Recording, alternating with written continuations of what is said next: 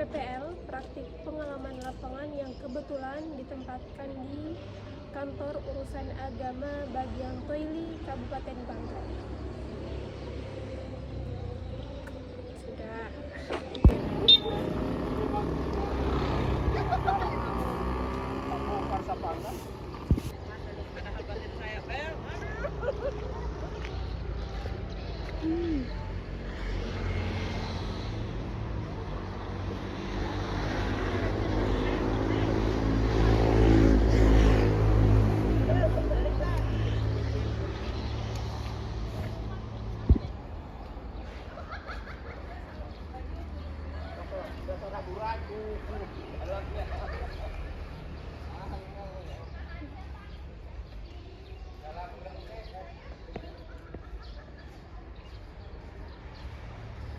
Berapa lembar? Ya. Arah depan.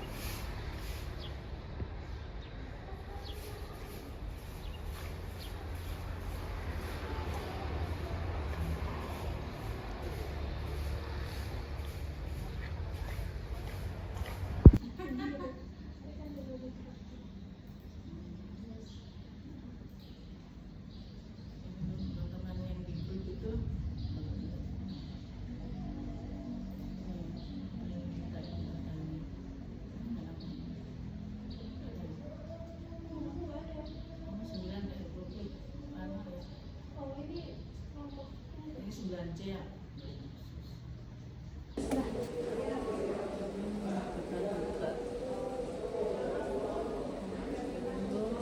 Ini masuk ke siwa. Oh, dia pakai apa ya?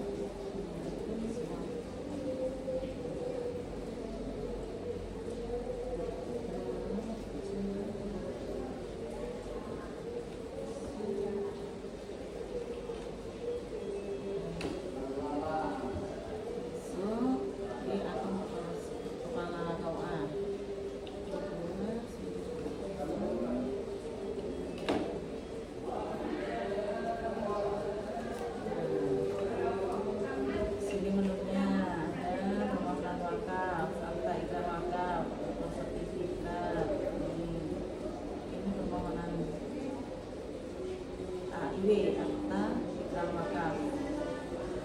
Kemudian ini sertifikat, tangannya ada sertifikat tanah wakaf. Ini rekap. Ini belangko pencetakan. Biasanya kalau di bawah itu cuma permohonan daftar ikrar wakaf. Sini nanti ada tiga, kawan-kawan baru yang proses ada tiga.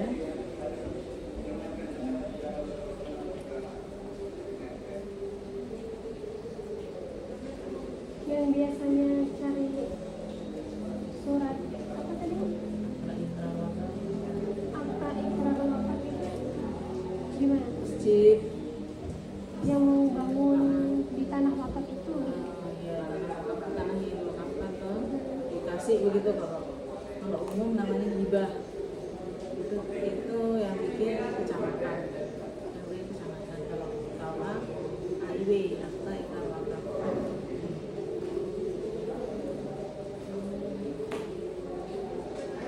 Kalau sekarang bentukannya kayak ini akta ikrar wakaf yang sudah tercetak dari permohonan yang bersangkutan, permohonan nazir. Kemarin sudah tercetak. Ini anunya permohonannya. Usul yang menghadiri undangan tasyakuran haji itu di mana sih Mas? Ya Pak. Aku mau upload itu. coba cari Begini ya, dari bisa Nah ini tanggal berapa nomornya, kalau ini operator. Kemudian disetujui untuk permohonan. Ini kalau pencetakan kemarin sudah dicetak. Makanya seperti ini. Langsung jadi dia kalau dibuat hari ini langsung jadi.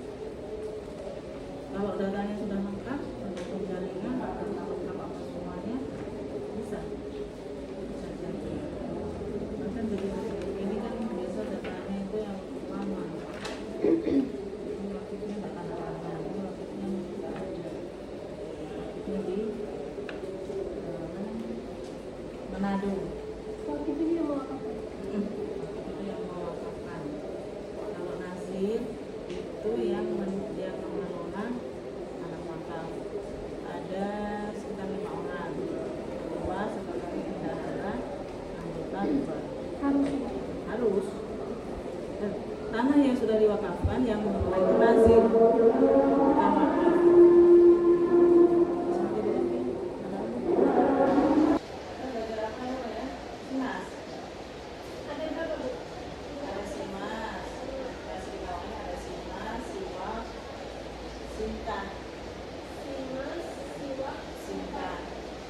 Buat Simas dulu harus aplikasi sistem nasib.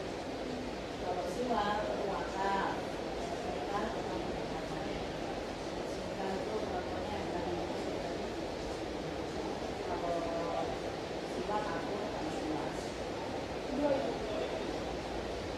Siwa Simas. Kalau mau belajar muka, sambil saja. Simas dulu.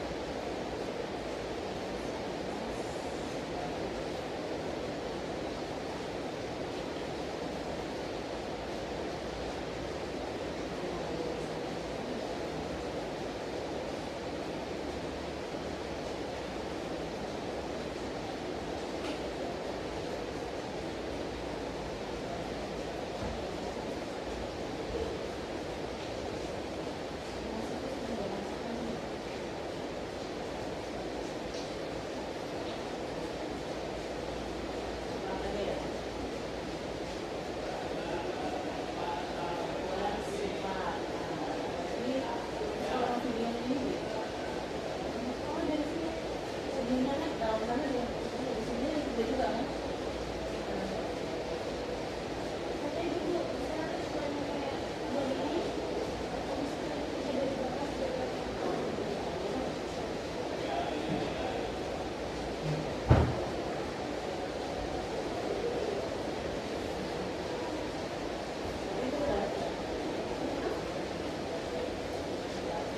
Atau di Jeddah ya? Dipotong.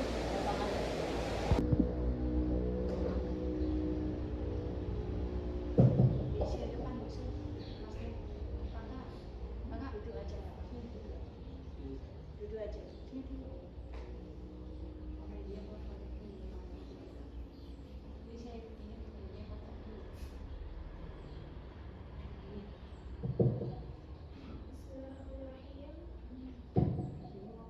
Assalamualaikum warahmatullahi wabarakatuh. Waalaikumsalam warahmatullahi wabarakatuh.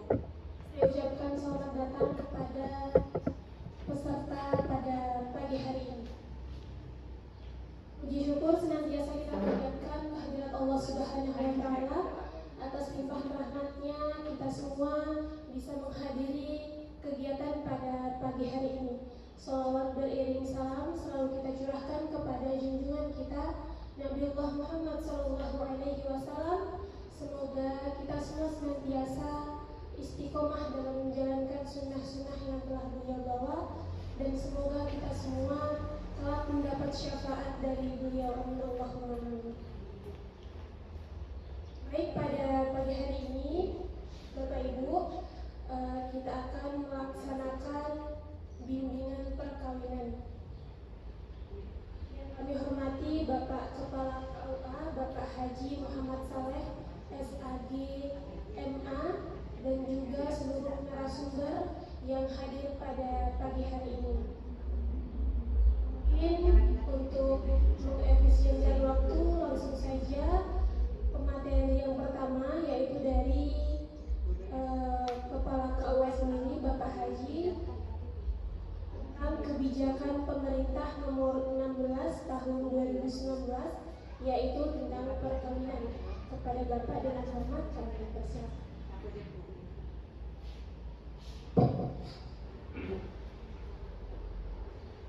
Bismillahirrahmanirrahim. Assalamualaikum warahmatullahi wabarakatuh.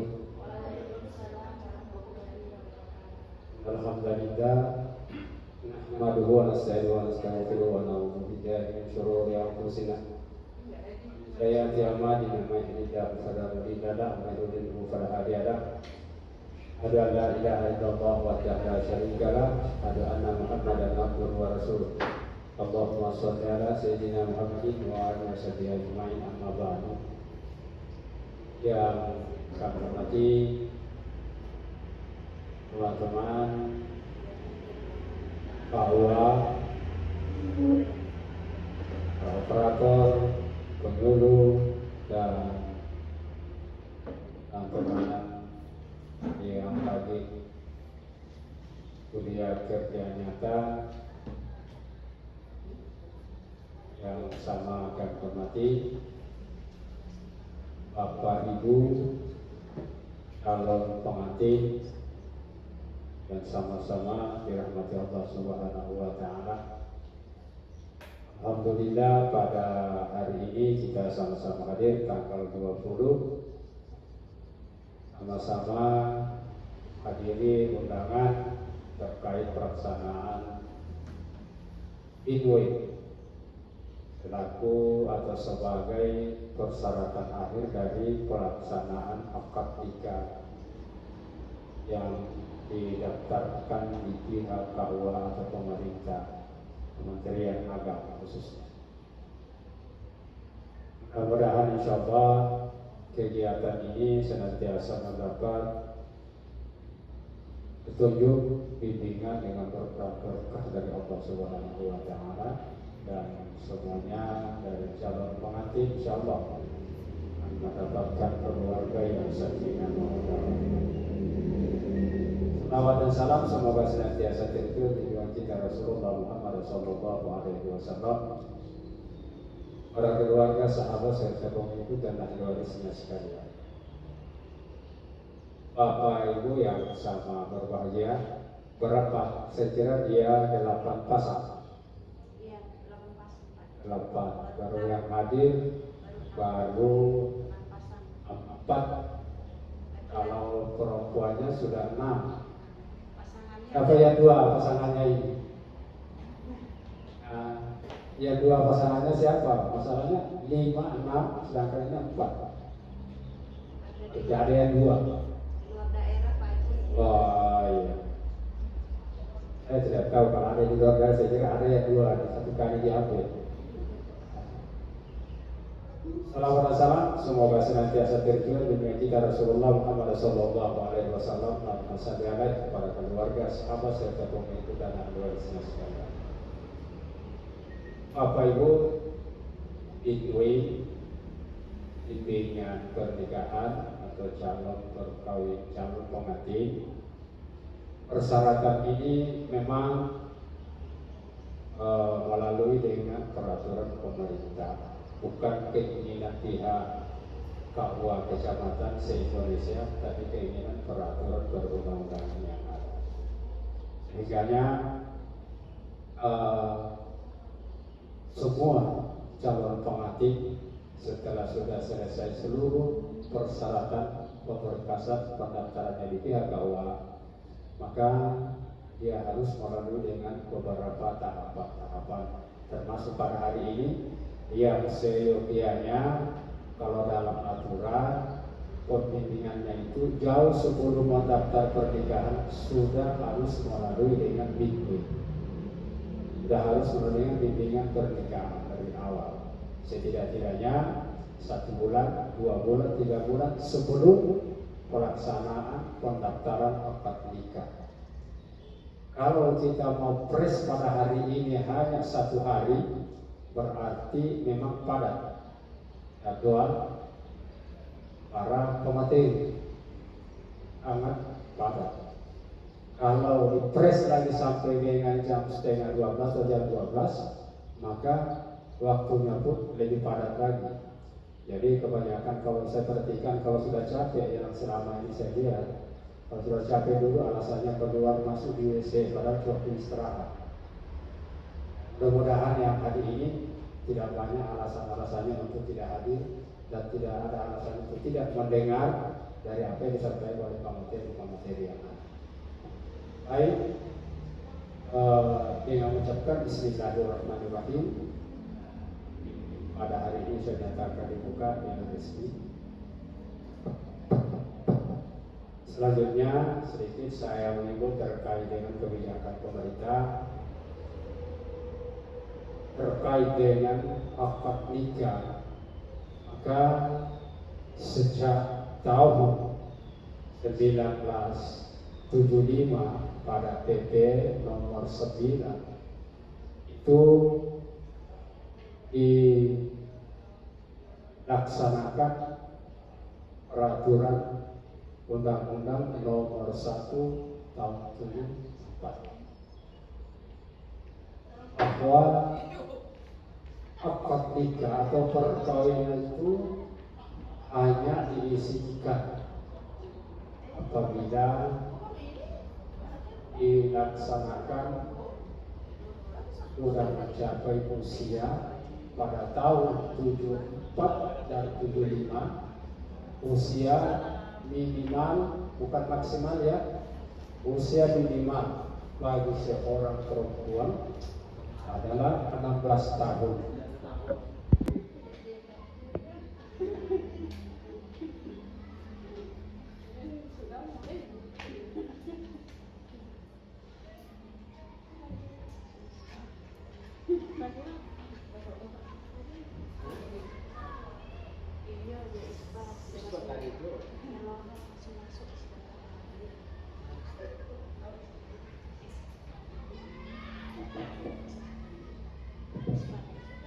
Bismillahirrahmanirrahim. Assalamualaikum warahmatullahi wabarakatuh.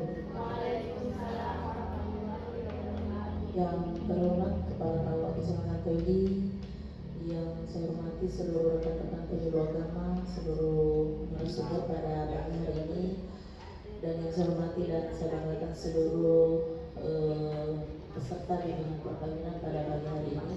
Alhamdulillah kita bertemu dalam rangka kegiatan bimbingan perkawinan calon pengantin yang dilaksanakan oleh Badan Penghasilan Pembinaan dan Pelestarian Perkawinan atau Urusan Agama Kecamatan Toidi. Salah satu agenda prioritas dari Kementerian Agama yang dilaksanakan di kantor urusan agama.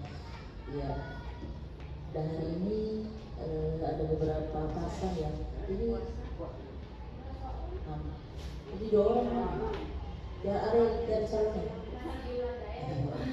masih ada belum apa-apa sudah tidak sepi ya itu baik.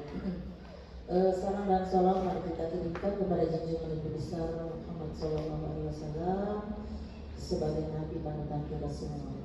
Ya, para peserta yang saya hormati, saya tidak banyak memaparkan materi, cuma sedikit saja ya, paling 15 menit. Materi kali ini terkait tentang tanda-tanda pernikahan yang penuh berkah. Tadi sudah disampaikan begitu panjang ya, kewajiban hak dan kewajiban suami dan istri oleh Kepala KUA atau penghulu ya. Bapak tadi itu penghulu ya. Nah, tidak ada penghulu dia bisa tidak jalan pernikahan ya. Apa yang disampaikan oleh beliau tadi benar-benar diperhatikan ya, mulai dari awal sampai akhir ya, seperti itu.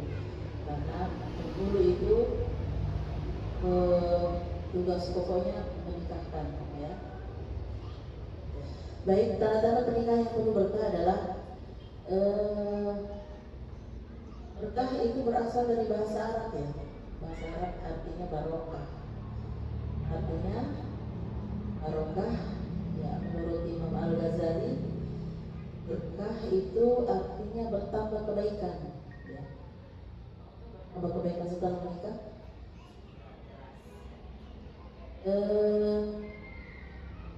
Menurut Imam Ghazali berkah itu bertambahnya kebaikan, bertambahnya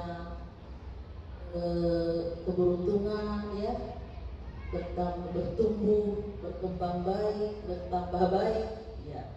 Intinya berkah itu menambah kebaikan, menambah keberuntungan, ya, menambah pembimbingan, ya, seperti itu. Tanda-tanda pertama yang ada adalah meningkatnya keimanan pasangan suami istri, ya. Pasangan suami istri sebelum menikah, sholatnya pasangan suami istri yang belum menikah itu beda ya. Karena kenapa? Karena sudah fokus, ya, sudah fokus, sudah tidak ada yang mengganggu. Terus kalau mau ibadah sudah ada yang mengingatkan. Itu bedanya ibadahnya orang yang sudah berumah tangga dengan yang belum. Jangan sampai setelah menikah ibadahnya tambah buruk, ya. Terus lebih bagus kan? Sudah fokus, sudah ada yang mencuci, sudah ada yang siapkan makanan. Bagi laki-laki, sudah ada yang mencari nafkah, memberi keperluan istri, sudah fokus. Banyak-banyak berdoa. Begitu juga suami, sudah fokus dia melaksanakan sholat.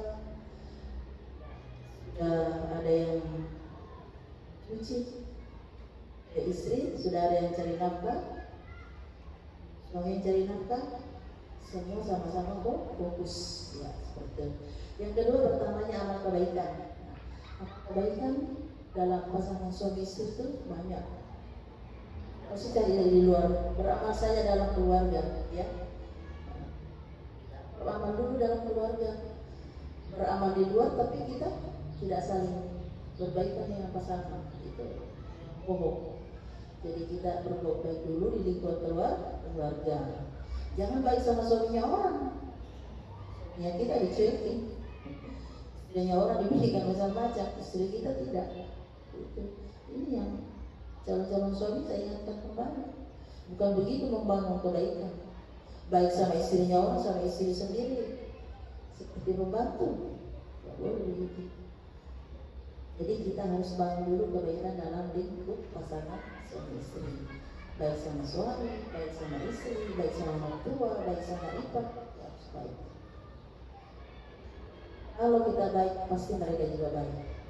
Saya yakin dan percaya, ya, seperti itu. Dan yang ketiga adalah bertambahnya rezeki yang bermanfaat. Jadi rezeki itu bukan semata-mata dalam bentuk uang, dalam bentuk barang, dalam bentuk benda apapun. Tetapi rezeki itu berbentuk non benda. Contoh, selama berumah tangga tidak pernah sakit, itu kan rezeki juga. Anak yang sehat, tumbuh, tidak pernah sakit-sakit, ya. Juga sehat, kuat, bekerja, tidak pernah sakit. Artinya sakitnya itu tidak membebani ekonomi, ya. Paling flu, batuk, itu semua adalah rezeki semua itu. Dapat tetangga yang baik, dapat mertua yang baik, dapat istri yang berhijabnya bagus, dapat suami yang sopan, sholatnya bagus, menjadinya bagus. Itu semua adalah rezeki, itu bukan semata-mata berbentuk benda, ya. Itulah nanti kalau pasangan-pasangan ini itu yang diharapkan oleh Allah Subhanahu Wa Taala, pasangan yang melaksanakan perintah Allah dan menjauhkan segala larangan. Selanjutnya adalah langgengnya rumah tangga. Langgengnya rumah tangga itu yang didambakan oleh pasangan suami istri, yaitu adalah saling sayang, saling cinta, saling kasih. Tensinya normal atau tidak? Karena kebanyakan kalau yang biasa masih muda-muda itu bukan darah tinggi, tetapi darah rendah. Kebanyakan itu mungkin pengaruh kurang tidur, kurang makanan, mungkin terlalu banyak diet, ya. Jadi kadang-kadang banyak yang tensinya rendah. Begitu juga dengan HB. HB, teman-teman tahu HB? Hemoglobin, sel darah merah dalam tubuhnya kita. Kenapa wajib diperiksa? Karena terkait nanti tentu teman-teman semua setelah melakukan pernikahan adalah memberikan keturunan. Teman-teman akan yang wanita akan hamil. Nah, dipersiapkan dari sekarang, jangan sampai ada yang HB-nya rendah. Nah, gimana nanti setelah hasil pemeriksaan HB-nya rendah? Diobati, dikasih vitamin agar nanti HB-nya pada saat hamil menjadi naik. Karena apa? Kalau HB rendah, efeknya ke ibu juga saat persalinan nanti resiko perdarahan, ya. Kemudian juga tidak sehat juga buat bayi yang dikandung, ya. Oke. Jadi gini teman-teman ya, sambil kita ngobrol supaya cepat karena waktu juga. Teman-teman yang putri, yang wanita boleh maju sekalian ya. Jadi yang lain nanti dengar, yang lain ganti-gantian satu-satu, ya. Gantian satu-satu.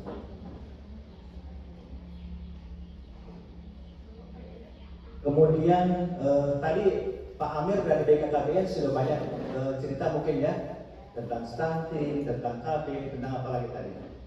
Reproduksi, sama materi kita sebenarnya intinya sama, berputar di sekitar kesehatan. Itu bagiannya bidang 7. Tadi kalau sudah disampaikan, tidak perlu lagi kami sampaikan. Hanya saya begini teman-teman, saya di Puskesmas itu bagian penanggung jawab program HIV/AIDS, IMS. IMS itu infeksi menular seksual atau infeksi yang disebabkan oleh hubungan seksual yang tidak sehat. Apa hubungan seksual yang tidak sehat? Hubungan seksual yang dilakukan di luar pasangan yang sah.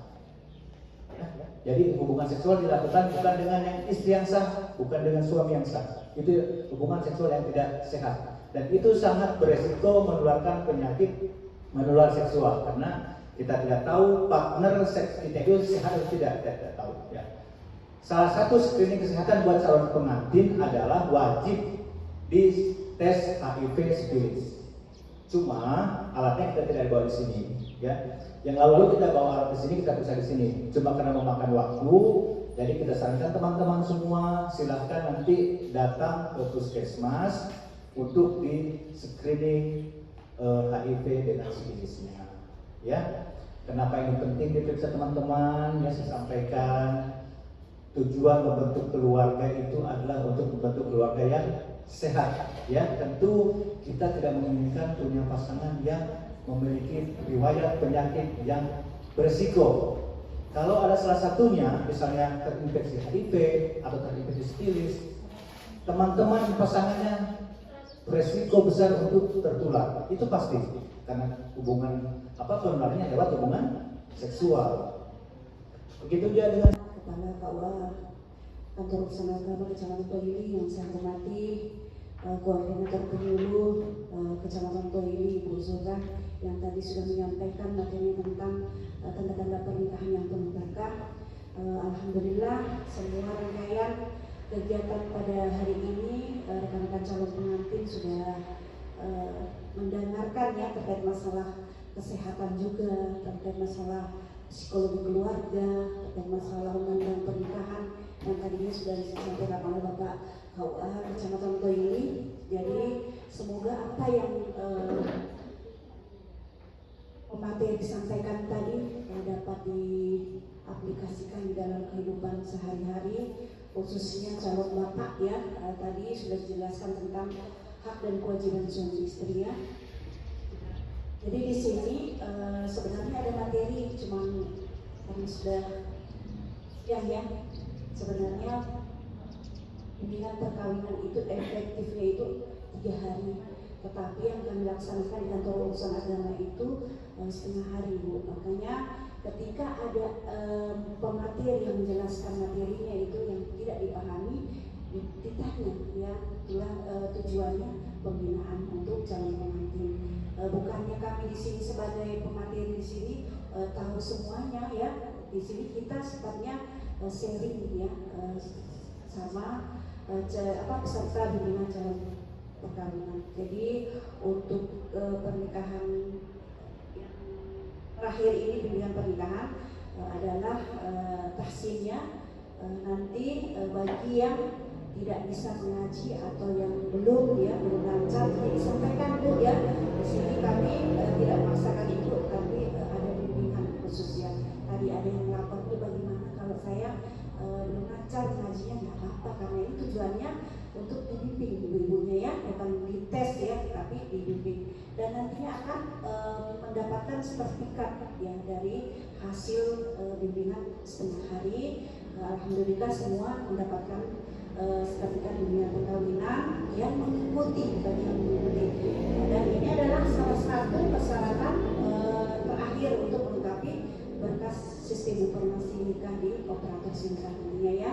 Jadi ini adalah kenapa dikatakan kita harus mengikuti BIM, memang wajib karena salah satu persyaratannya adalah ini yang terakhir ya. Selain persyaratan-persyaratan yang sudah lengkap, ini adalah salah satunya yang harus kita lengkapi. Jadi untuknya itu kita mulai, ada daftar hadir,